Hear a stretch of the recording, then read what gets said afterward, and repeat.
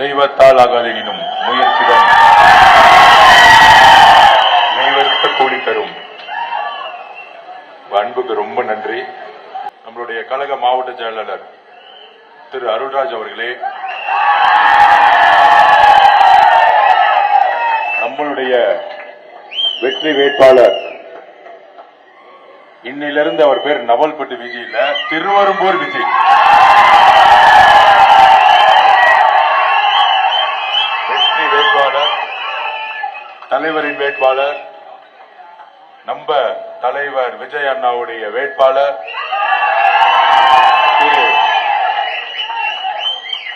இன்னிலிருந்து நவல்பட்டு மாதிரி திருவம்பூர் விஜய்னு நம்ம கூப்பிட ஆரம்பிச்சிருந்தோம். மக்கள் கிட்ட நம்ம தலைவர் கிட்ட ஒப்படைச்சிருக்கிறாரு. அவருக்கு வாக்கள் செலுத்தி வெற்றி வேட்பாளராக நம்ம வந்து கூடிய சீக்கிரத்தில் அறிவிக்கணும். திருவம்பூர், திருச்சி, அதுலயும் திருவம்பூர்னா எனக்கு பர்சனலா ரொம்ப ரொம்ப பிடிச்ச மண். ஏன் தெரியுமா? தெரியுமா உங்களுக்கு? நான் பிறந்ததே இங்கதான்.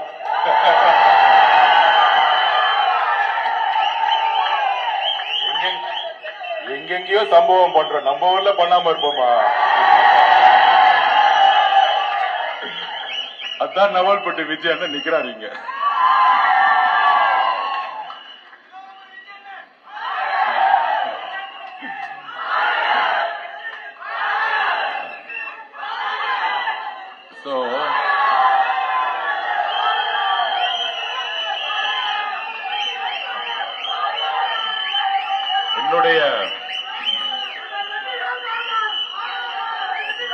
என்னுடைய சின்ன வயசுல எல்லாத்துக்கும் தெரியும், என்னுடைய அம்மா இறந்த பிறகு, அம்மா அப்பாவை இழந்த பிறகு, என்னுடைய அம்மாவுடைய அண்ணன் தாய் மாமா அவரு தான் இங்க என்ன கொண்டு வந்தாரு. நம்ம பிஹெச்எல்ல தான் கொண்டு வளர்த்தாரு. என்ன அவர் பிஹெச்எல்ல ஒரு சாதாரண தொழிலாளி, ஒரு வெல்டர். அவரு அந்த பிஹெச்எல்ல 12 வருஷம் வளர்ந்த பையன். நானு 8 வருஷம் ஒய்டபிள்யூசி ஸ்கூல்ல தமிழ் மீடியத்தில் படிச்சு,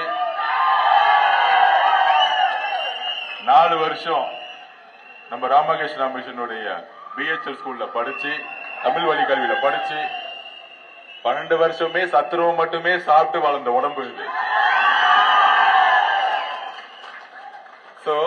ஒரு வெல்டருடைய குடும்பத்துல பிறந்து, விவசாய குடும்பத்துல பிறந்து, ஒரு வெல்டர் குடும்பத்துல வளர்ந்து, இந்த பிஹெச்எல் ஹாஸ்பிட்டல்ல பிறந்தவன் தான் நான்.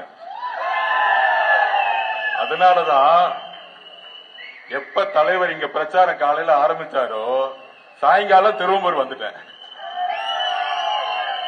தலைவர் ஆரம்பிச்சா நம்ம முடிக்கணும்ல. தலைவர் ஆரம்பிச்சுட்டாரு திருச்சியில. அதாவது எப்படி இருந்துச்சு பாத்தீங்களா பிரச்சாரம்? நீங்க பாத்திருப்பீங்க. நேத்து நம்ம முன்னாள் முதலமைச்சர் மு.க. ஸ்டாலின் சார் வந்தாரு திருச்சிக்கு. வந்ததும் தெரியல, போனதும் தெரியல. வாமா மின்னல், திடீர்னு பார்த்தா காணும்.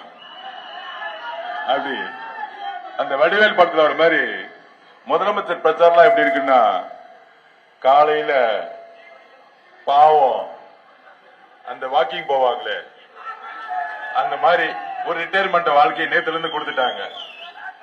அப்படியே காலையில ஒரு வாக்கிங் போயிட்டு, அதுல கூட இருக்க திமுக கூட்டம்லாம் வச்சுக்கிட்டு, கொள்ளடிக்கிற கூட்டம் எல்லாம் வச்சுக்கிட்டு, இவங்களை பார்த்தவொடனே திமுக மக்கள் ஓடிட்டாங்க. ஐயோ, கூட்டிட்டு வர ஆள்லாம் யாரு? கொள்ளடிச்சுக்கிற கூட்டம். கொள்ள அடிக்கிறதுக்கு ஒரு தலைவன் வந்த மாதிரி வாக்கிங் போறாங்க, நடக்கிறாங்க. அதுலயும் பாருங்க, நம்ம டிவிக்கு என்ன பயம் இல்ல, நம்ம தலைவர் விஜய் சார்னா பயம் இல்ல நம்ம அண்ணன் மேல. ஆனா பிரச்சாரம் எங்க பண்ணது? திருச்சி கிழக்குல பிரச்சாரம் பண்ணாரா? அப்ப முதலமைச்சர் ஸ்டாலினுக்கு எங்க பயம் இருக்கு? திருச்சி கிழக்குல பயம். திருச்சி கிழக்கு பயம் இல்ல, திருச்சி ஃபுல்லாவே பயம். ஏதோ ஒரு அதிமுக தொகுதியில போய் பிரச்சாரம் பண்ணலாம்ல. என்னப்பா அவங்க தான் சொல்றாங்களே, எங்களுக்கும் அதிமுக சண்டை, திமுகவுக்கும் அதிமுக தான் சண்டை. அதாவது இவங்க எல்லாம் எப்படின்னா, ஃபுட்பால் மேட்ச் விளையாடணும், நம்ம என்ன பண்ணுவோம், ஆப்போசிட்ல ஒரு டீம் கூட விளையாடுவோம். இந்த வாரிசுன்னு ஒண்ணு இருக்கும் பாருங்க.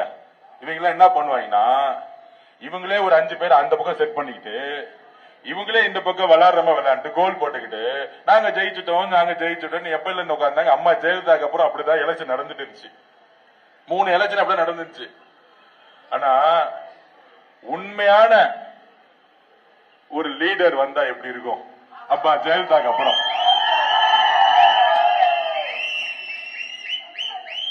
உண்மையான ஒரு கேப்டன் வந்தா எப்படி இருக்கும்? அதுதான் இந்த 2026 தேர்தல். அப்ப இது வரைக்கும் கிரவுண்ட்ல யாருமே இல்லாம விளையாண்டு ஜெயிச்சிட்டு இருந்தாங்க. இப்ப என்னைக்கு தலைவர் விஜய் வா ஸ்டாலின் சார்னு ஆச்சோ, அன்னையில இருந்து அவருக்கு தூக்கமே கிடையாது. நம்ம பேரை சொல்ல மாட்டாரு, நம்ம கட்சியை பத்தி சொல்ல மாட்டாரு. ஆனா ஃபர்ஸ்ட் வந்து பிரச்சாரம் பண்ணது எங்கன்னா திருச்சி கிழக்கு. அந்த திருச்சி கிழக்குல வேட்பாளர் 5 வருஷமா காணோம். எங்க போனார்னே தெரியல. என்ன பிரச்சனைனா, சென்னையில பாக்குற, வேற ஊர்ல வர, இந்த வேட்பாளர் என்ன செய்தார் அப்படின்னு மக்கள்கிட்ட போய் கேட்டா, அவர் பேர் என்னன்னே எங்களுக்கு தெரியலங்க அப்படின்னு தான் சொல்லக்கூடிய பல்வேறு சட்டமன்றங்கள் இருக்கு. அதுல முக்கியமானது ஒண்ணு திருச்சி கிழக்கு. அதுல அவர் சொல்றாரு, தைரியம் இருந்தா ஒரு தொகுதியை விட்டுட்டு என் கூட ஒத்தைக்கு ஒதுங்குவது, தேவையில்லாம ஆடு தேவையில்லாம கூப்பிட்டு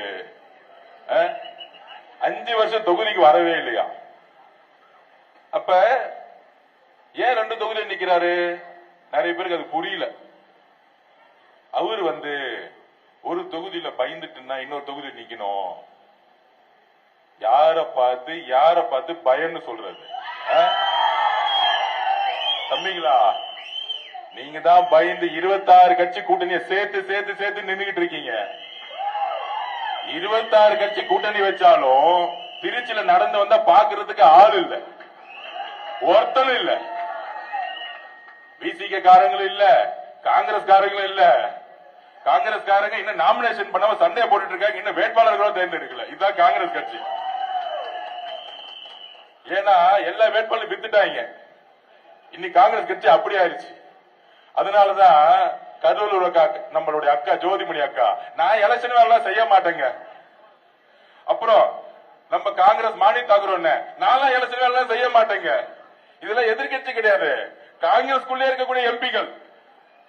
இந்த காங்கிரஸ் கட்சியை கூட்டணியில வச்சுக்கிட்டு ஓல்டு ரெக்கார்டு, பழைய பென்ஷன் வாங்குற அரசியல்ல நம்ம ப. சிதம்பரம், அப்புறம் நம்ம செல்வன், அவரு செல்வ பெருந்தொகை அப்படின்னு தெரியும் உங்களுக்கு எல்லாரும். பல தொகைகளை வாங்கிட்டு டிஎம்கே கிட்டையும் காசை வாங்கிட்டு, இப்ப காங்கிரஸ் கட்சி வேட்பாளரே காங்கிரஸ் வாங்கிட்டு காசை வாங்கிட்டு வேட்பாளர் அதுலயும் இவர் 1 கோடினா அவர் 10 கோடி குழப்பம் வந்துருச்சு. இன்னும் நாமினேஷன் முடிகிறதுக்கு 3 நாள் இல்ல, இன்னும் வேட்பாளர்களே காங்கிரஸ் அனௌன்ஸ் பண்ணல. சொந்த காங்கிரஸ் கட்சியிலேயே எந்த எம்பி வேலை பார்க்கறது ரெடி கிடையாது. அதனாலதான் மு.க. ஸ்டாலின் பிரச்சாரம் வந்தா யாரு பாக்குறதுக்கு வரதும் கிடையாது. ஆனா நம்ம அண்ணா வந்தாரு பாரு காலையில ஏர்போர்ட்ல, எப்படி இருந்துச்சு. நேத்தே தேர்தல் கமிஷன் கிட்ட போயிட்டோம். மேடம் நாங்க அப்பயே சொன்னோம், மேடம் கூட்டமே இல்லாம ஸ்டாலின் சார் வண்டி மேல ஏறி கை காமிச்சு ரோட் ஷோ பண்றாரு. உதயநிதி அவர்களுக்கு கூட்டமும் வரல, ஒருத்தரும் வரல, ஆனா ரோட் ஷோ பண்ணிட்டு இருக்காரு. ஆனா எங்க தலைவர் வந்து இறங்கி ரோடு மேல ஏறக்கூடாதுங்கிறாங்க, கீழே நடக்க கூடாதுங்கிறாங்க. கடைசியில ஒரு ஸ்பாட் வச்சா மொத்த கூட்டமும் அங்க வந்து நிக்குது. அதனாலதான் பிரச்சனையே நடக்குது. உடனே சீஃப் எலெக்ஷன் கமிஷன் மேடம் சொன்னாங்க, அப்படிலாம் இல்லையே, அதெல்லாம் அலோடு, நீங்க பண்ணுங்கன்னு சொல்லிட்டாங்க.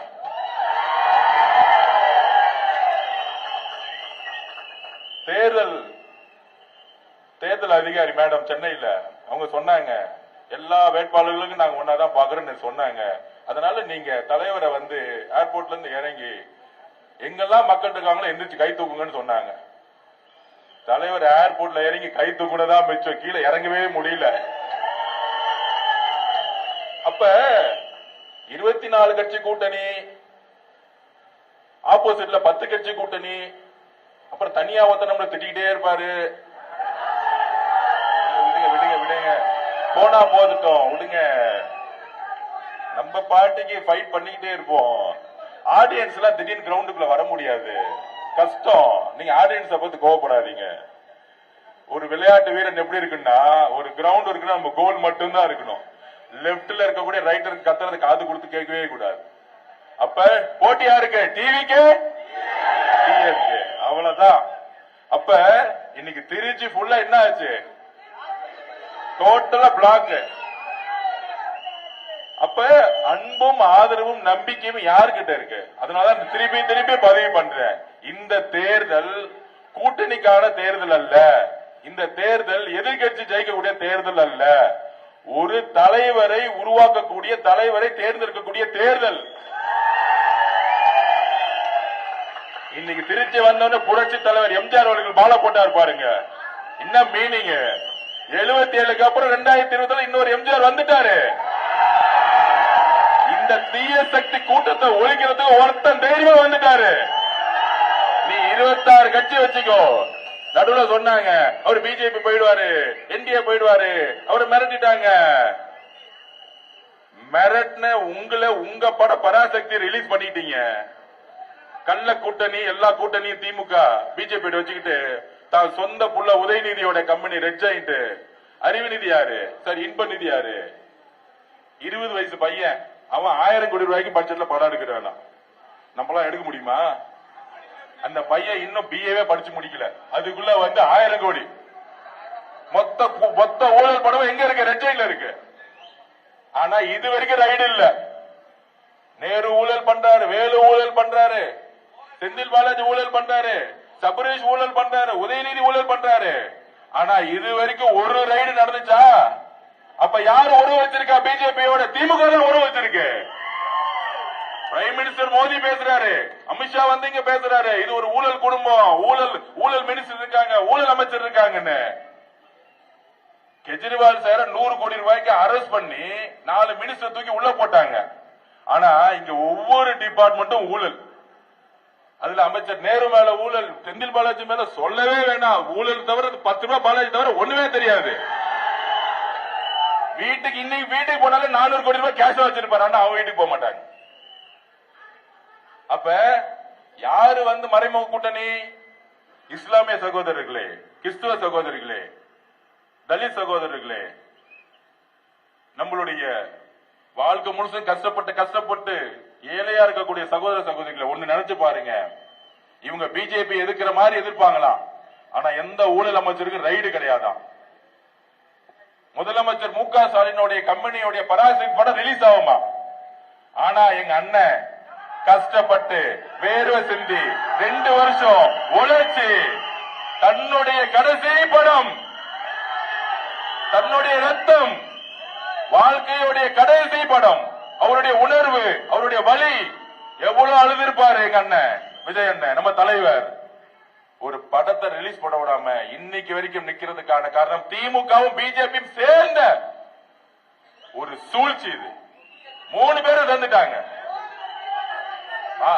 அதிமுகவும் சேர்ந்துட்டாங்க. ஏன்? ஒண்ணு நீ எதிர்கட்சியாரு, இல்ல நாலும் கட்சியா இருக்க.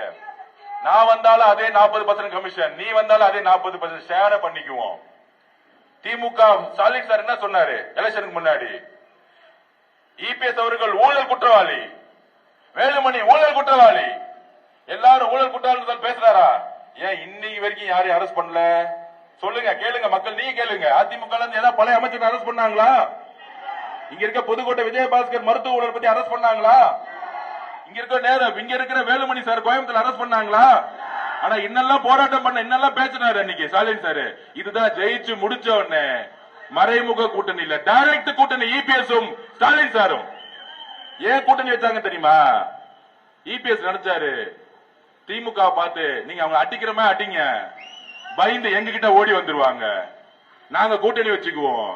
என்ன வச்சுட்டு என்ன இபிஎஸ் முதலமைச்சர் சொல்லிட்டு விஜய் சார் பயத்துல ஓடி வந்துவார் கரூருக்கு. அப்புறம் நாங்க அதிமுகவோட கூட்டணி வச்சுக்கிட்டு நான் முதலமைச்சர் ஆயிடுறேன். அதுக்கப்புறம் 2 வருஷம் கழிச்சு விஜய் சார ஒழிச்சிடலாம் நினைச்சாங்க. இந்த அரசியல் எங்களுக்கு தெரியாதா? யாருக்கிட்ட 30 வருஷமா வீட்டுக்குள்ள போய் ஒரு சினிமா துறையை நம்பர் 1 வேணும்னா மக்களுடைய நம்பிக்கையும் உணர்வும் இல்லாம ஆயிருக்கவே முடியாது யாராலையும். இந்த அரசியல் அவருக்கு தெரியாதா? அதுக்குதான் சொன்னாரு, அது என்ன அன்ப்ரூவ்ட் பார்ட்டி. ப்ரூவ் பண்ண 26ல நாங்க யாருன்னு. நீ என்ன 26 கட்சி கூட்டணி வச்சிருக்க, நீ என்ன 10 கட்சி கூட்டணி வச்சிருக்க. 2 தலைவரும் போங்க 300 ரூபாய் கொடுத்து கூட்டத்தை கூட்டிட்டு வராங்க. இவங்க பெரிய கூட்டணியா? உங்களுக்கு பெரிய கூட்டணின்னா வரும்போது 50,000 பேர் நிக்கணும் முக ஸ்டாலினை பாக்குறதுக்கு. முக ஸ்டாலின் சார பாக்குறது 50,000 பேர் வந்து நின்று இருக்கணும். ஏர்போர்ட்லயும் வெளியோ ரோட்லயும் நடக்க முடியாது. பயப்படணும். ஐயோ ரோட்ல நடந்தா மக்கள் நம்மளை தூக்கிட்டு போயிடுவாங்க, இடிச்சிருவாங்க, நான் வந்து மேலே நின்னுக்கிறேன். அப்படியா நடக்கிறாங்க? இன்னும் சரியா காத்து கூட போக மாட்டேங்குது. அவர் நடந்து போனா யாருமே கிடையாது. ஏன்னா மக்கள் வெறுத்து போயிட்டாங்க. 21 நம்பிக்கை அவர் ஜெயிப்பு ஏதாச்சும் மாற்றம் பண்ணுவார் நினைச்சோம். கலைஞர் ஐயா ஊழல் பண்ணாரு, சரி இவராஜ் வந்தா ஊழல் பண்ணாம நேர்மையா குடும்ப ஆட்சி எல்லாம் பண்ணு நினைச்சாரு, பண்ணல. இப்ப தன்னுடைய மருமகனும் மகனும் ஊழல் பண்றதுக்காக மட்டுமே கட்சி வச்சுக்கிட்டாரு. இப்ப ஒரே குறிக்கோள் தன்னுடைய பையனை முதலமைச்சர் ஆக்கணும், அவ்வளவுதான். அப்ப அவங்களுடைய ஒரே டார்கெட் யாரு? நம்மளுடைய தலைவர், நம்மளுடைய விஜய் சார். அப்ப முதலமைச்சரா இருக்க வரைக்கும் என்ன பண்ணாங்க? எஸ்ஓபியை போடு, வீட்டை விட்டு வெளியே விடாத, வீட்டை விட்டு வெளியே வந்தா போலீஸ் வர விடாத. கொளத்தூர்ல பாத்தீங்கன்னு வச்சுக்கோங்க, போலீஸே கிடையாது. திடீர்னு ஆயிரக்கணக்கான மக்கள் வந்துட்டாங்க. ஏதாவது இடிச்சுக்கிட்டு கீழே விழுந்து ஏதாவது ஆச்சுன்னா தூக்கி பழி அவர் மேல போடு. அன்னையோட நேத்தோட பிரச்சாரத்தை முடிச்சிருவோம். இந்த கீழ்த்தரமான எண்ணம் தான் திரு மு க ஸ்டாலின் சார் அவர்களுக்கு அதிகாரத்தில் இருக்க வரைக்கும் இருந்துச்சு. அதனாலதான் தேர்தல் அதிகாரிகிட்ட நேற்று போனோம். மேடம், எங்களுக்கு ஒன்னே ஒரு ரிக்வஸ்ட் தான். எங்க தலைவர் வெளியே வரும் பொழுது எங்களுக்கு கூட்டம் கூட வேணாம். திருச்சி போனா திருச்சி நின்று பேசிட்டு போனா 5 கோடி பேர் பாக்குறாங்க டிவியில. எங்களுக்கு எந்த பிரச்சனையும் இல்லை, எங்களுக்கு கூட்டமே தேவையில்லை.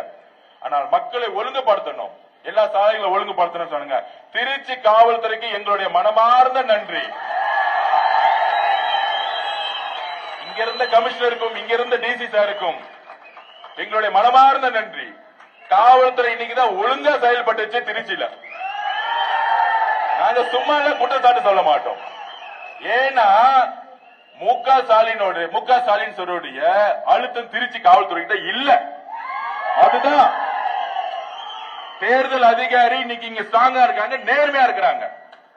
அதனாலதான் இன்னைக்கு வந்து தலைவர் நின்று கூட்டத்தை கரெக்டா ஆர்கனைஸ் பண்ணி கரெக்டா பேசிட்டு போக முடிஞ்சு. ஆனா கொளத்தூர்ல அது நடக்கல.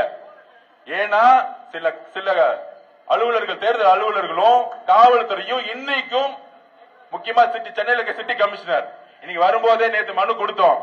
தலைவருடைய மனுக்கு இன்னைக்கு ஒரு ரிசல்ட் வந்திருக்கு. டிஜிபி மாத்திட்டாங்க. இன்னைக்கு இப்ப டிஜிபி மாத்திட்டாங்க. நேர்மையான அரசு இருக்கும் பொழுது நம்மளுடைய தலைவருடைய பிரச்சாரத்தை யாராலும் நிப்பாட்ட முடியாது. இதுதான் உண்மை. சோ அப்படி இருக்கும் பொழுது பிரச்சாரம் ஸ்டார்ட் ஆயிடுச்சு. இன்னுமேட்டு அவரை நிப்பாட்ட முடியாது. மக்களுடைய எழுச்சி, கோடாடு கோட எழுச்சி இனிமேட்டு பார்க்க போறாங்க. அப்ப திருவம்பூர்ல என்ன, எதுக்காக நம்ம ஜெயிக்கணும்?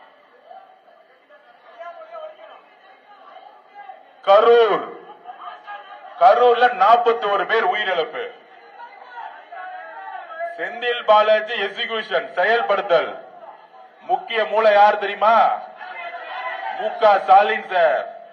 அதுக்கப்புறம் மகேஷ் பொய்யாமொழி. ஏன் தெரியுமா பண்ணாரு? உதயநிதி ஸ்டாலின் அவர்களுக்கு எந்த எதிரி இருக்கக்கூடாது, எந்த போட்டியாளர் இருக்கக்கூடாது. இபிஎஸ் அவர்கள் போட்டியாளரா? எங்க இருக்கிறார் கூட தெரியல பிரச்சாரம் பண்ணும் பொழுது. அப்ப ஸ்டாலின் சாரோட குறிக்கோள் என்ன? உதயநிதி சார முதலமைச்சர் ஆகணும். அடுத்தது அப்ப விஜய் சார பிரச்சாரத்துக்கே பண்ண விடக்கூடாது, அவர் கட்சியை முடக்கணும். அப்ப கரூர்ல உள்ள வந்து ஏதாவது பண்ணிரு. மகேஷ் பொய்யாமொழி ஐடியா மணி, அந்த ஐடியா மணி, அது மூளையே இல்லாதவெல்லாம் ஐடியா கொடுத்துட்டு இருக்கான். அப்ப கரெக்டா பிளான் பண்ணி நம்ம மக்களை ஏதோ ஒண்ணு போய் நம்ம மக்களை எவ்வளவு பெரிய இழப்ப நம்ம பார்த்தோம். பார்த்து முடிச்ச பிறகு ஃபர்ஸ்ட் செந்தில் பாலாஜி 5 நிமிஷத்துல உள்ள போயிட்டார். எப்படி இந்த சினிமா படத்துல சொன்ன மாதிரி ஒரு போலீஸ் வருமே அது மாதிரி ஃபர்ஸ்ட் போயிட்டார். செகண்ட் வந்தவர் யாரு? இது வரைக்கும் தமிழ்நாட்டுல எவ்வளவோ மரணங்கள் நடந்திருக்கு, எவ்வளவோ இறப்புகள் நடந்திருக்கு. எனக்கு தெரிஞ்சு மகேஷ் பொய்யாமொழி போய் பார்த்த ஆறுதல் சொன்ன நிகழ்ச்சி நான் பார்த்ததே கிடையாது. ஃபர்ஸ்ட் போனாரு. ஃபர்ஸ்ட் போயிட்டு நம்ம மேல ஒரு பெரிய குற்றச்சாட்டு டிவி ஃபுல்லா சொல்ல ஆரம்பிச்சுட்டாங்க. ஃபால்ஸ் ப்ரோபகண்டா பிரச்சாரம் பண்ண ஆரம்பிச்சுட்டாங்க தலைவர் மேல. ஆனா காலையில 11 மணிக்கெல்லாம் மக்கள் அப்படியே திமுக பக்கம் திரும்பிட்டாங்க எதிர்ப்பா. ஏன் தெரியுமா? அந்த ஒரே ஒரு மகேஷ் பொய்யாமொழியுடைய நடிப்பு. அதாவது நம்மளை பார்த்து எப்பயுமே திமுக விமர்சனம் பண்ணுவான். இது ஒரு நடிகர் கூட்டம், நடிகர் கட்சி. கரெக்டா? மகேஷ் பொய்யாமொழி யாரு? மொழிப்போர் தியாகிய, மொழிப்போர் தியாகிய. மகேஷ் பொய்யாமொழியில மகேஷ் பொய்மொழி, பொய்மொழினா கூப்பிடுங்க. அந்த மகேஷ் பொய்மொழி இருக்காரு, ஒரு 7 வருஷத்துக்கு முன்னாடி என்ன பண்ணிட்டு இருந்தாரு? அகில உலக உதயநிதி ரசிகர் மன்ற தலைவர். அவருடைய போஸ்டிங் என்ன தெரியுமா? உண்மையை சொல்லுவா, எனக்கு தானே தெரியும் எல்லா உண்மையும். எம்ஜிஆருக்கு அப்புறம் திமுக பத்தி தெரிஞ்ச ஒரே நான் தான், அதுதான் சொல்றேன். எம்ஜிஆருக்கு கலைஞர் திமுக தெரியும், ஆதவர்ஜனாவுக்கு ஸ்டாலின் திமுக பத்தி தெரியும். 2015 40 தோத்து பிரசிடன்ட் ரிசைன் பண்ண காலத்துல இருந்து கூட இருந்தவன். மக்கள் ஏமாந்த மாதிரி நானும் ஏமாந்துவேன். இவர் ஏதாவது நல்லது செய்வாரு, என்ன பார்க்கும் போதெல்லாம் சொல்லுவாரு, அதவ் ஒரு காமராஜர் ஆட்சியை கொடுக்கணும் தான் நான் வந்திருக்கேன், நீங்க எல்லாம் சேர்ந்து வேலை பண்ணுங்கன்னு என்ன பார்க்கும் போதெல்லாம் சொல்லுவாரு. இதை நம்பி நானும் வேலை பார்த்து ஜெயிச்ச பிறகு டக்குனு டிபார்ட்மெண்ட் பிரிச்சு ஊழல் பண்ணும் போதுதான் இங்க இருந்தா நம்மள தேவையில்லாம வேற மாதிரி ஊழல்வாதி சொல்லிடுவாங்க. வெளியே வந்துட்டு அண்ணன் திருமாவளவன் கூட போயிட்டேன். இதுதான் உண்மை. அப்ப மகேஷ் பொய்யாமொழியோடைய வேலை என்ன தெரியுமா? 7 வருஷத்துக்கு முன்னாடி அகில உலக உதயநிதி ரசிகர் மன்ற தலைவர். நடிக்க தெரியாத ஒரு நடிகருக்கு உலக ரசிகர் மன்ற தலைவர். ஏன் நடிக்க வச்சாங்க? ஒரு 10 படத்தை நடிக்க வச்சு பிரபலமாக்கி உடனே இளைஞரணி தலைவர், உடனே எம்எல்ஏ, உடனே அமைச்சர், உடனே துணை முதலமைச்சர், உடனே முதலமைச்சர். தில்லு இருந்தா எங்க அண்ணன் மாதிரி கட்சியை தனியா ஸ்டார்ட் பண்ணி சினிமாவை விட்டுட்டு அண்ணா தொடங்கிய பிராண்ட் இல்லாம, அண்ணா தொடங்கிய கட்சி இல்லாம, கலைஞர் பேரை சொல்லாம, உங்க அப்பா பேரை சொல்லாம, மாண்புமிகு உதயநிதி அவர்களே தில்ல இருந்த ஒரு கட்சியை நின்று அதே சேப்பாக தொகுதி நின்று ஜெயிச்சு காமிச்சு பார்ப்போம். ஜெயிச்சு காமிச்சிரு. நீங்க தான் சொல்றீங்களே எங்க தலைவர் விஜய் எல்லாம் ஒரு ஆளே இல்ல நடிகர்னு. தில்ல இருந்த முக ஸ்டாலின் அவர்களே, நீங்க எங்க தலைவர் ஏத்து நில்லுங்க, நில்லுங்க, நில்லுங்க. குளத்தை விட்டு வெளியே வாங்க, பக்கத்துல பெரம்பூர் நில்லுங்க. இன்னும் 2 நாள் இருக்கு நாமினேஷன், 2 நாள் தானே இருக்கு, வாங்க நில்லுங்க. எதுக்கு பாவம் இங்க இருக்க ஒரு ஆடை பலிகடாக்குறீங்க? அந்த எம்எல்ஏ பேர் என்னப்பா? புரியல. என்ன பாவம், அவங்களுக்கு ஒரு ஆடு வேணும் இல்ல வெட்டுறதுக்கு. பாவம் அண்ணன், எனக்கு தெரிஞ்சவர் தான் அவரு. கேட்டா கிறிஸ்துவ தோழர்களுக்கு நாங்கள் கொடுக்கிறோம், ஒன்னும் கொடுக்க மாட்டாங்க, ஏமாத்துவாங்க. பேசும்போதே சொன்னாரு, பேசும்போது என்ன பேர் சொன்னார் அண்ணா? அன்னைக்கு பேரு வேட்பாளர் படிக்கும் போது ஜோசப் விஜய் ஆகிய நான் சேலஞ்ச் விட்டாரு. நான் ஒரு சிறுபான்மை சமூகத்தில் வந்தாலும் என்னுடைய பெயரை தெளிவா சொல்லுன்னு சொன்னாரு. ஆக்சுவலா அப்படி எங்க அண்ணன், எங்க தலைவர் விஜய் சார் தான் உங்களுக்கு ஆளே இல்ல. முக ஸ்டாலின் சார் நில்லுங்க, திருச்சி கிழக்குல வாங்க. ஏன் குளத்துல நிக்கிறீங்க? பக்கத்துல பெரம்பூர்ல நில்லுங்க. ஏன் சேப்பாக்கத்துல கலைஞர் செட் பண்ண தொகுதியை வச்சிருக்கீங்க? உங்க மகனை தைரியம் இருந்தா, தில்லு இருந்தா பக்கத்துல பெரம்பூர்ல நிக்க வைக்க வேண்டியதானே? அது போட்டி பேரே தெரியாத அளவரை நிக்க வச்சுக்கிட்டு எங்களுக்கு பயம் இல்ல, எங்களுக்கு பயம் இல்ல. இந்த வடிவேல் சொல்லுவானே, பில்டிங் ஸ்ட்ராங் பேஸ்மெண்ட் வீக். அதுதான் முக ஸ்டாலினோட நிலைமை. இப்படி நின்று பேசலாம்னு வச்சுக்குவாங்க, கை மட்டும் இப்படி அசையும், காலு கிடு கிடு கிடு கிடுன்னு ஆடிட்டு இருக்கும். சோ இன்னைக்கு திமுக நிலைமை அதுதான், பில்டிங் ஸ்ட்ராங் சொல்லிட்டு கால் ஆடிட்டு இருக்கு, பேஸ்மெண்ட் வீக்.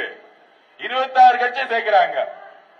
அதுல இன்னொரு தகவல் சொல்றேன், நம்ம திருமாவளவன் இருக்கார் பாருங்க, விசிகே சட்டசபையில தேர்தல்ல 15 வருஷம் கழிச்சு வராரு. நான் அது அப்பயே சொன்னேன், சட்டசபை தேர்தல்ல போட்டி போட்டு வாங்கினேன் அப்படின்னு. இப்ப வராரு. அதுல என்னத்துமா சொன்னாரு, இதுல இருந்தே அவர் ரிசல்ட் அனௌன்ஸ் பண்ணிட்டாரு. 2026க்கு அப்புறம் கள நிலவரம் மாற போகுது.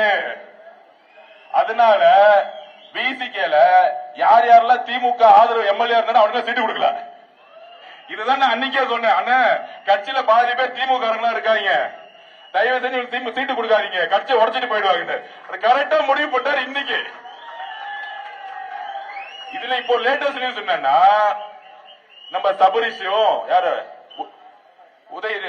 முக ஸ்டாலினுடைய மருமகனும் உதயநிதி சாரும் முக ஸ்டாலின் சாரும், தலித் சகோதரர்களே இந்த உண்மையை புரிஞ்சுக்கோங்க, அண்ணன் திருமாவளவனை கூப்பிட்டு காட்டுமன்னார் கோயில்ல மாநில அரசியலுக்கு வரக்கூடாதுன்னு பேசியிருக்காங்க. என்ன அநியாயம் பாத்தீங்களா? விசிகே கட்சியை டிசைட் பண்ணதுக்கு முக ஸ்டாலின் சார் யாரு? இந்த அநியாயத்தை நம்ம கேட்கணுமா இல்லையா? நம்ம வெளியில தான் இருக்கிறோம். ஏன் தெரியுமா? அவரு ஜெயிச்சு சட்டசபைக்கு வந்தா திமுக மெஜாரிட்டி கிடைக்கலன்னா அண்ணன் திருமாவளவன் கூட எம்எல்ஏ நின்றுவாங்களாம். விசிகே எம்எல்ஏ விலைக்கு வாங்குறதுக்கு இப்பயே திமுக முற்பட்டாங்க. நேத்து 2 நாளா இந்த வேலை ஓடிட்டு இருக்கு. நீங்க மாநில அரசுக்கு வரக்கூடாது, நீங்க டிவிக்கு நீங்க காட்டுமன்னார் கோயில் நிக்கிறத வாபஸ் பண்ணுங்க. இது யார் சொல்றது? முக ஸ்டாலின் சார் சொல்லிட்டு இருக்காரு. இது யார் சொல்றது? திரு சபரீஸ்வரரை கூப்பிட்டு சொல்லிட்டு இருக்காரு. இது யார் சொல்றது? உதயநிதி சார் சொல்லிட்டு இருக்காரு. ஏன் தெரியுமா? அவர் மேல நமக்கு எந்த விமர்சனமும் இல்ல, ஒரு நல்ல ஆளுமே, ஒரு நல்ல அறிவாளி திருமாவளவன். ஆனா சட்டசபைக்கு வந்தா என்ன ஆயிடும்? உதயநிதிக்கு அவர் சேலஞ்ச் பண்ணிடுவாராம். அதனால நீங்க டெல்லி ஓடிருங்க, டெல்லி பக்கம் போய் சண்டை போடுங்க. நாங்க பிஜேபி எதிர்க்கிற மாதிரி எதிர்த்துட்டு இருப்போம். உதயநிதி சொல்லுவாரு, மோடி அவர்களே, அமித்ஷா அவர்களே அப்படின்னு பேசிட்டு வர வசூல்ல பாதி வசூல் அங்க கொடுத்துட்டு இருப்பாங்க டெல்லிக்கு. அண்ணன் பாவம் டெல்லியில போய் கடுமையா சண்டை போட்டுட்டு இருப்பாரு. ஆனா ஒண்ணும் செய்ய முடியாது. ஆனா மாநில அரசு திரும்பிட்டா என்ன ஆகும்? உரிச்சிருவாரு. சட்டசபைக்குள்ள நம்ம அண்ணன் விஜய் என்ன சட்டசபைக்குள்ள போட எப்படி இருக்கும்? எப்படி இருக்கும்? எல்லாம் பேச முடியுமா? சட்டசபைக்குள்ள போகும்போது முதலமைச்சரா கால் எழுதி வைக்கும் போது முக ஸ்டாலின் தோத்துட்டு வெளியே உட்கார்ந்துட்டு இருப்பாரு. அப்ப ரொம்ப தெளிவா இருக்கு அஜெண்டா. நீங்க குழப்பமே வேணாம். அகில இந்திய உதயநிதி ரசிகர் மன்ற தலைவரா இருந்த மகேஷ் பொய்யாமொழிக்கு எந்த வரலாறும் கிடையாது. எப்ப பார்த்தாலும் திமுக சொல்லிட்டு இருப்பாங்க, எங்க அப்பா யார் தெரியுமா, எங்க தாத்தா யார் தெரியுமா. இதெல்லாம் இந்த என்ன சொல்றது, தாத்தா பேர்ல வளர்ந்தவங்களுக்கு இது பெரிய ப்ராப்ளம். நான் இந்த ஸ்போர்ட்ஸ்ல பாத்திருக்கேன்.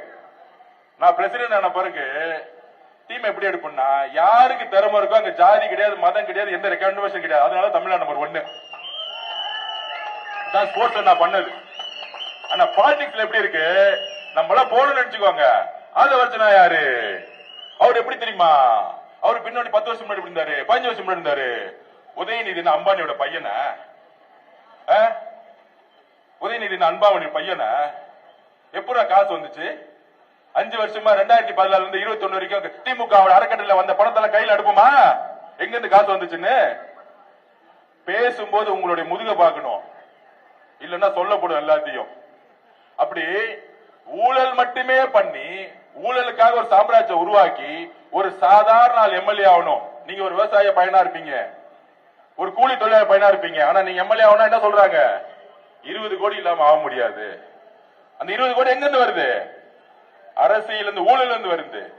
ஒன்னே ஒண்ணு சொல்றேன், நம்ம தலைவர் என்றைக்கு முதலமைச்சர் ஆறாரோ அதுக்கப்புறம் ஒருத்தரும் ஒரு தொகுதியை செலவு பண்ணாம மக்கள்கிட்ட மூஞ்சி காமிச்சு ஜெயிக்கக்கூடிய ஒரு தமிழக அரசியல் உருவாக்குவார், கேரளா மாதிரி.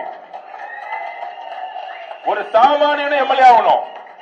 அப்படி ஒரு அரசியல் உருவாக்குவார். அப்ப 26 கட்சி கூட்டணி 10 கட்சி கூட்டணி எல்லாம் நிக்காது. மகேஷ் பொய்யாமொழி எஜுகேஷன் மினிஸ்டர் ஆனார். என்ன செஞ்சாரு? எஜுகேஷன் மினிஸ்டர் எதுக்கு கொடுத்தாங்க? அகில இந்திய உதயநிதி ரசிகர் மன்றத்துடைய தலைவரா இருந்ததுனால எஜுகேஷன் மினிஸ்டர். என்ன ஒரு குவாலிபிகேஷன் பா, இல்ல எவ்வளவு பெரிய குவாலிபிகேஷன். இந்த குவாலிபிகேஷன் வச்சுக்கிட்டு நம்மள பார்த்து நடிகர் கட்சிங்கிறாங்க. அப்ப இங்க யாரு ஜெயிக்க வைக்கணும் அப்படின்னா, எதுக்கு நவல்பட்டு விஜய் சார் வந்தாரு? எதுக்கு வந்தாரு? எதுக்கு வந்தாருன்னா, நம்ம சொல்லுவாங்கல்ல ஒரு பழமொழி, அவன் ஏரியால போய் அவன் பொருளே போட்டாட்டி, அவ்வளவுதான். 2016 தெரு தெருவா நின்னு ஒரு கள நிர்வாகிய நின்னு ஜெயிக்க வச்சவர் திமுகவை. 2021 மகேஷ் பொய்யாமொழிக்கு தொகுதி இருக்க மக்களையும் தெரியாது, இந்த ரோடும் தெரியாது, இது தொகுதி பத்தியும் தெரியாது. மகேஷ் பொய்யாமொழிய ரோடு அறிவுப்படுத்தி ஜெயிக்க வச்ச ஒரே ஆள் முதுகு யாருன்னா இவர் தான், நவல்பட்டு விஜய். ஆனா இவருக்கு திமுக யாத்திரமா சீட் இல்ல. அவங்க அப்பா அமைச்சர் கிடையாது, அவங்க தாத்தா அமைச்சர் கிடையாது. திமுக சேர்ந்தா நீங்க ஒரு 40 வருஷத்துக்கு முன்னாடி போகணும், உங்க தாத்தாவோ உங்க அப்பாவோ அமைச்சரா இருக்கணும், அவனுக்கு மட்டும்தான் வாழ்க்கை. அப்படி ஒரு எளிமையான மனிதரை தேர்ந்தெடுத்து தலைவர் போங்க, ஜெயிச்சுட்டு வாங்க. ஏன் ஜெயிக்கணும்? ஏன் ஜெயிக்கணும்? தனிப்பட்ட கணக்கு வழக்கு இருக்கு. கரூருக்கு அப்புறம் இந்த கரூருடைய சூழ்ச்சி இருக்கு. நம்மளுடைய மக்களை இழந்தமே 41 குடும்பத்தை, அதனுடைய சூத்திரதாரி மகேஷ் பொய்யாமொழி. அப்ப அன்னைக்கு நைட்டு நடிச்சு உச்ச நீதிமன்றத்தில் மாட்டி இன்னைக்கு திமுக குற்றவாளி கூண்டுல கரூர்லயே நிக்குது. அதை செயல்படுத்தியவர் யாரு? செந்தில் பாலாஜி. திமுக ஜெயிக்கவே ஜெயிக்காதுங்கிற அதுக்கு நான் ஒரு சிம்பிள் எக்ஸாம்பிள் இப்பயே சொல்லிடுறேன், ஒரு எடுத்துக்காட்டு. மீடியா நண்பர்கள் நல்லா பாருங்க. அப்புறம் இந்த திமுக ஒரு 200 பேர் காசு வாங்கிட்டு மீடியால உட்காந்துக்கிட்டு வாய்க்கிலேயே பேசுவாங்களே, அவங்களுக்கு கொஞ்சம் நேரம் மூஞ்ச பாத்துக்கோங்க. நான் பதில் சொல்றேன். திமுக பெரிய கட்டமைப்பு இல்ல, கரெக்ட் தானே? பெரிய கட்டமைப்பு. நாங்க 75 வருஷ கட்டமைப்பு. அதுல இன்னைக்கு மு.க. ஸ்டாலின் சார் யாரு பயங்கரமா கொண்டாடுறாரு? நீங்களே சொல்லுங்க. ஒரு பெரிய தேர்தல் அறிவாளி, ஒரு பெரிய தைரியசாலி அப்படின்னு யாரோ சொல்றாங்க. இப்ப லேட்டஸ்டா செந்தில் பாலாஜி, எனக்கு அவரை பத்தி தெரியும். இடி ரைடு வந்தவருக்கு என்ன ஆச்சுன்னு நான் சொல்ல முடியாது. நாங்க எங்க தலைவர் சிபிஐ ரைடு வரும்போது எல்லா என்கொயரி அட்டன் மட்டும் வெளியே வரும்போது எந்திரிச்சு நின்று கை காமிச்சிட்டு வந்தவர் எங்க தலைவர். நீ இடி ரைடு வந்ததுக்கு பேண்ட்ல என்ன நடந்துச்சுன்னு தெரியும், சொல்ல வேணாம், விட்டுருங்க. இனிமேட்டு செந்தில் பாலாஜிக்கு ரைடு வந்துச்சுன்னா டைப்பர் அனுப்பிச்சு விடுங்க. இவங்க எல்லாம் தைரியமானாலும் நம்மளை பார்த்து சொல்றாங்க. அப்ப பெரிய ஆளுங்கட்சி 24 கட்சி கூட்டணி, ஒரு தொகுதிக்கு 20 கோடி ரூபாய் வச்சிருக்கோம், 2500 கோடி 3000 கோடி செலவு பண்ண போறாங்க. இந்த மாயெல்லாம் உருவாக்குறாங்கல்ல. செந்தில் பாலாஜிக்கு எல்லா தேர்தல் தெரியல. ஏன் கரூரை விட்டுட்டு கோயம்புத்தூர் ஓடினார் சொல்லுங்க? சொந்த மண்ணை விட்டுட்டு யாரா ஓடுவாங்களா? ஏன்? பை எலெக்ஷன்ல ஒரு ஓட்டு 5000 கொடுத்து ஜெயிக்கலாம், உள்ளாட்சி தேர்தலில் ஒரு 5000 கொடுத்து ஜெயிக்கலாம். ஆனா 234 தொகுதிக்கு தேர்தல் வரும் தெரியுமா? நேர்மையா ஒரு எலெக்ஷன் நடக்கும் தெரியுமா? அப்ப நேர்மையான ஒரு தேர்தல் அதிகாரி வருவாங்க தெரியுமா? இந்த மாதிரி டிஜிபி எஸ்பி எல்லாம் மாத்துவாங்க தெரியுமா? அப்படி தேர்தல் நடத்தும் போது நீ 2000 கொடுத்தாலும் கரூர்ல 41 பேர் கொன்னதுக்கான காரணம் கரூர் மக்கள், தமிழ்நாடு மக்களே நம்புது செந்தில் பாலாஜி கொலை குற்றவாளின்னு. அவர் எடுத்த சர்வேலே தெரியுது. இங்க நின்னா வாஷ் அவுட் ஆகும், டெபாசிட் ஆகாது. திமுகவுடைய மிகப்பெரிய ஒரு முதுகு செந்தில் பாலாஜின்னு பேசுறாரு கரூர் மீட்டிங்ல மு.க. ஸ்டாலின் சார். தைரியம் இருந்தா கரூர்ல நிக்கிறதுக்கு துப்பு இல்ல. நீங்க 234 தொகுதி 200 தொகுதி ஜெயிப்பீங்களா? ஒரு திமுகவுடைய முன்னணியில் இருக்கக்கூடிய ஒரு அமைச்சரா இருந்தவரே கரூர்ல நிக்க தெரியல, கரூரை விட்டுட்டு கோயம்புத்தூர்ல வர்றாரு. கோயம்புத்தூர் மக்கள் அதுக்கு மேல விவரமானவங்க. ஓட ஓட விரட்டுவாங்க. தேர்தல் இன்னைக்கு எழுதி வச்சுக்கோங்க. கேட்டா சொல்றாங்க அவருக்கு சாதி பலம் இருக்குன்னு. கொங்குல இருக்கக்கூடிய எந்த சாதி மக்களும் இந்த 41 கொலையை என்னைக்கு அக்செப்ட் பண்ண மாட்டாங்க. கொங்கு சகோதரர்கள் அமைதியை விரும்புவாங்க. தமிழ்நாட்டில் இருக்கக்கூடிய ஒவ்வொரு சகோதரர்களும், ஒவ்வொரு ரீஜனில் இருக்க சகோதரர்களும் அமைதியும் நம்பிக்கையும் வளர்ச்சியும் மட்டுமே எதிர்பார்க்கிறாங்க, ஊழல் இல்லாம. அப்ப நம்ம தலைவர் எதுக்காக வந்திருக்காரு? நம்ம தலைவர் யாரு? நம்ம தலைவரை மக்கள் பார்க்க வராங்க. அதுவும் பெண்கள் குழந்தைங்களோட ஓடி வராங்கன்னா தலைவர் விஜய் அவர்கள் மேய்ச்சி வச்ச நம்பிக்கையும் அன்பும். தலைவர் விஜய் என்ன தெரியுங்களா? நம்பிக்கை. தலைவர் விஜய் என்றால் நம்பிக்கை. தலைவர் விஜய் என்றால் நம்பிக்கை. இந்த நம்பிக்கையை எம்ஜிஆர் உருவாக்கினார், அம்மா ஜெயலலிதா உருவாக்குனாங்க. ஆனால் அதற்கு அப்புறம் இந்த தீய சக்தி எதிர்த்து யாராலும் உருவாக்க முடியல. அந்த நம்பிக்கை எப்படி உருவாகும்?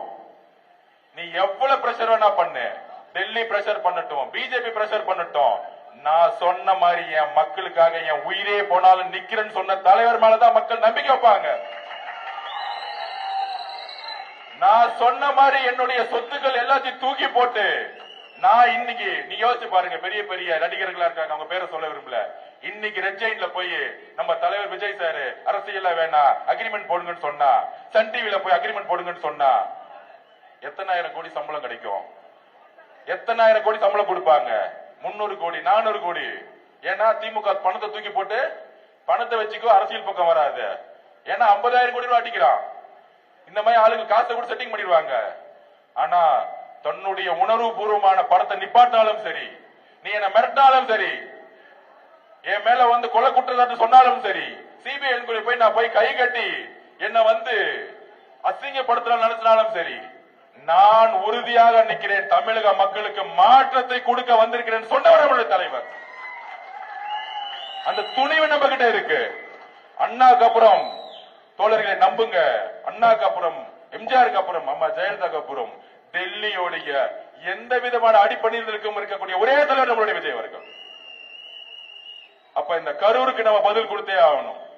கரூர்ல இருக்கக்கூடிய 41 பேர் இறந்ததுக்கு, அவங்களுடைய ஆத்மா சாந்தி அடைகிறதுக்கு, அவங்களுக்கு நியாயம் வழங்குறதுக்கு, நீதி வழங்குறதுக்கு, திருவம்பூர் தொகுதி மக்களே, நான் இங்கதான் பிறந்தேன்.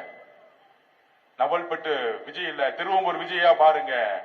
அவரு ஜெயிச்சுட்டு வந்தா ஒவ்வொரு எம்எல்ஏவும் ஜெயிக்கும் போதுதான் அவர் விஜயா பார்க்காதீங்க, இனிமேட்டு விஜய் அண்ணனாவே பாருங்க. ஒவ்வொரு வேட்பாளரும் விஜய் அண்ணனாவே பாருங்க. ஒவ்வொரு வேட்பாளரும் ஜெயிக்கும் பொழுது நமக்கான ஒரு மெஜாரிட்டி கவர்மெண்ட் தலைவரோட தலைமையில உருவாக்க முடியும். அப்ப நமக்குள்ள எவ்வளவு குழப்பங்கள், எவ்வளவு சண்டைகள் இருந்தாலும் நம்ம தலைவருக்காக எல்லாத்தையும் தூக்கி போட்டு எல்லோரும் ஒற்றுமையா இருந்து, மகேஷ் பொய்யாமொழி ஒண்ணுதான் தெரியும், ஓட்டுக்கு 2000 ரூபாய் கொடுப்பாரு, அதை தவிர ஒண்ணுமே தெரியாது. அவருடைய எஜுகேஷன் டிபார்ட்மெண்ட் என்ன பண்ணாரு? 20,000 பேருக்கு வேலை கொடுக்கறேன்னு சொன்னார். ஆசிரியருக்கு கொடுத்தாரா? 2,500 பேருக்கு கூட கொடுக்கல. ஆசிரியர்களே இல்லாம இன்னைக்கு ஸ்கூல் எஜுகேஷன் போயிட்டு இருக்கு. சத்துணவு சாப்பிட்டு நான் வளர்ந்தேன். இன்னைக்கு ஞாபகம் இருக்கு, சாம்பார்னு ஒண்ணு கொடுப்பாங்க, வெறும் மஞ்சள் தண்ணி தான் கிடைக்கும், தோரம் பருப்பே இருக்காது. ஏன் தெரியுமா? அந்த தோரம் பருப்பை குழந்தைங்களுக்கு கொடுத்துருன்னு சொல்லி ஊழல் பண்ணிட்டு இருப்பாங்க அங்க சத்துணவு டிபார்ட்மெண்ட்ல. இன்னைக்கு நடந்துட்டு இருக்கு. முட்டை கொடுப்பேன்னு சொல்லுவாங்க, இத்தனை கிராம்னு ஒரு வரைமுறை இருக்கு. ஆனா ஒரு குட்டியா ஒரு முட்டை கொடுத்துட்டேன்னு கணக்கு எழுதுவாங்க. 100 பேர் கொடுத்துட்டேன்னு, 30 பேர் கொடுத்துட்டு 100 பேர் கணக்கு எழுதுவாங்க.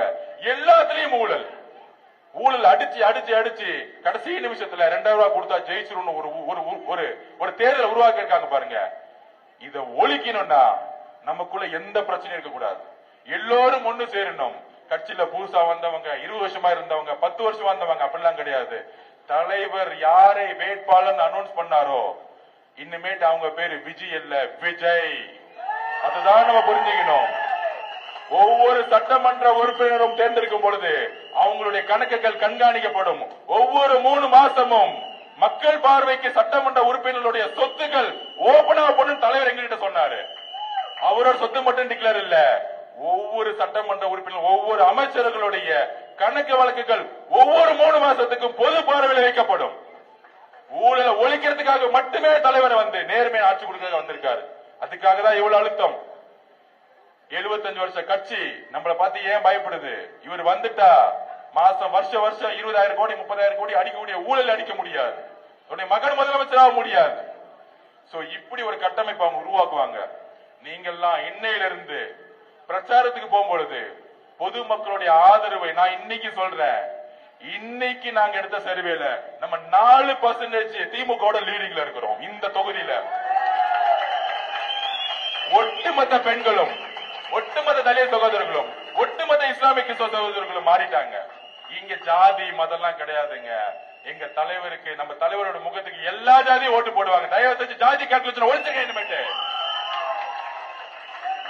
வட மாவட்டத்துல வன்னியர்கள் ஓட்டு போடுறாங்க, தலித் சகோதரர்கள் ஓட்டு போடுறாங்க. மதுரையில் அம்பேத்கர் ஜெயந்தி வரும் பொழுது எல்லா ஜாதிகளும் நம்ம டிவிகே சார்பா போய் மாலை போட்டாங்க. இங்க ஜாதியே இல்லாத ஒரு கட்சி நம்ம கட்சி. அப்படி இருக்கும் பொழுது ஜாதியை மறந்துருங்க, மதத்தை மறந்துருங்க, ஏழை பணக்காரன் மறந்துருங்க. நான் 10 வருஷம் இருந்தேன், 20 வருஷம் இருந்தேன், இவரு புதுசு, இதெல்லாம் மறந்துருங்க. நம்ம தலைவர் விஜய் அவர்கள் முதலமைச்சர் ஆகணும், உறுதியாகணும். மக்கள் முடிவு பண்ணிட்டாங்க. நம்ம மனசு சுதந்திரக்கூடாது. டிவியே பார்க்காதீங்க. இன்னும் 20 நாளைக்கு டிவியே பார்க்காதீங்க, யூடியூப் பார்க்காதீங்க, பேப்பர் பார்க்காதீங்க. ஏன்னா 1000 கோடி 500 கோடி டிவிக்கும் நியூஸ் பேப்பருக்கும் யூடியூப் சேனலுக்கும் செலவு பண்ணி பார்க்கக்கூடிய 200 பேர் 300 பேர் நம்ம தலைவருக்கு எதிராக பேசுறதும் நம்ம கட்சிக்கு எதிராக பேசுறது மட்டுமே பிரச்சாரமா வச்சிருப்பாங்க. அதனால அவங்க ஜெயிப்பான்னு நினைக்கிறீங்களா? கிடையாது. 2011 உங்களுக்கு ஞாபகம் வந்திருக்கும். அம்மா ஜெயலலிதா அம்மா ஊட்டியில தூங்கிட்டாங்க, அவங்க வரமாட்டாங்க, அரசியல் விட்டு ஓட்டாங்க, உடம்பு சரியில்லை, நடக்க முடியல, எல்லா பிரச்சாரம் கலைஞர் பண்ணாரு. கூட இருந்தது யாரு? காங்கிரஸ், விசிகே, பிஎம்கே, எல்லா கட்சியும் கூட்டணி சேர்த்துக்கிட்டாங்க. எதிர்கட்சியா கூட ஆகல. இதுதான் உண்மை. எழுதி வச்சுக்கோங்க. திமுக எதிர்கட்சி ஆச்சா? ஆவாது. 2வது தாண்டி திமுக செய்த வரலாறே கிடையாது. எழுதிக்கோங்க. இதான் சொல்ற வரலாறு தான். மக்கள் தேர்தல் வரலாறே கிடையாது. அவங்க அப்பா கலைஞராலே ஜெயிக்க முடியாது, ஸ்டாலினால ஜெயிக்க முடியும் நினைக்கிறீங்களா? அவர் ஒரு ஆளுமன் கூட சொல்லலாம். அவராலே ஜெயிக்க முடியல, மக்கள் தூக்கி எறிஞ்சிருவாங்க. கிரவுண்ட் அப்படி இல்ல. கீழம் களம் வேற மாதிரி இருக்கு. ஆனா அந்த மீடியாவுக்கு புரியாது. டெல்லி மீடியா, இங்கிலீஷ் மீடியா, டெல்லியில இருந்து வரவங்க, டெல்லியில இருந்து பிஜேபி வரவங்க ஏதோ உளறிட்டு இருப்பாங்க. நம்மளோட வேற எப்படி இருக்கணும்? நம்மளோட பிரச்சாரம் எப்படி இருக்கணும்? எல்லா பகுதியிலும், எல்லா ஒன்றியத்திலையும் எப்படி பிரச்சாரம் பண்ண நான் சொல்லிக்கிறேன். ஒன்றிய செயலாளர்கள், கழக நிர்வாகிகள், கிளை கழகம் எல்லாத்துக்கும் நான் சொல்லிடுறேன். நம்மளுடைய கட்சியோட கட்டமைப்பு என்ன தெரியுங்களா? இந்த கட்சியை உருவாக்கியது பெண்கள். எழுதி வச்சுக்கோங்க. இந்த கட்சியை உருவாக்கியது யார்? பெண்கள். நம் கட்சியோட அடித்தளம் யார்? பெண்கள். வீடு வீடா போகும்பொழுது நம்மளுடைய சகோதரிகள், நம்மளுடைய அக்காக்கள், தங்கைகளை ஒரு 50 பேர் 100 பேர் கிளை கழகத்துல முன்னாடி அவங்க தான் போகணும். ஆண்கள் நம்ம பின்னாடி தான் நிக்கணும். பெண்கள் தான் ஓட்டு கேட்க போனோம். அவங்களுக்கான ஸ்பேஸ கொடுங்க. அவங்க தான் போகணும். திமுக மாதிரி வேட்டி கட்டிக்கிட்டு கதவை போய் உடைக்கிறன்னு போய் மிரட்டுவான் பாருங்க ஓட்டு கேட்கறதுக்கு. அப்படிலாம் போவாதீங்க. நம்மளுடைய அன்பு பெண்கள் கிட்ட இருக்கு. நம்ம புள்ள விஜய் வரணும். விஜய் பாவம், அவர் என்னமா பண்ணார், இப்படி போட்டு அடிக்கிறாங்க. நேத்து கூட வில்லிவாக்கத்துல பிரச்சாரம் பண்ணிட்டு இருந்தேன். பாட்டில விட்டு அடிச்சு ஒரு அம்மாவை வந்து முட்டையை உடைச்சு போய் ஹாஸ்பிட்டல்ல சேர்த்தோம். அப்ப எவ்வளவு அழுத்தங்கள் நம்ம கொடுக்கறாங்க. அப்ப அந்த அழுத்தங்கள் இருந்து எல்லா பெண்களும் பாத்துக்கிட்டு இருக்காங்க. இவங்க எவ்வளவு ரவுடிசம் பண்றாங்க, எவ்வளவு பிரச்சனை வருது. 2 வயசு குழந்தை ரேப் ஆகுது. 12ஆம் கிளாஸ் பொண்ணு கழிப்பறைக்கு போனா முடியல.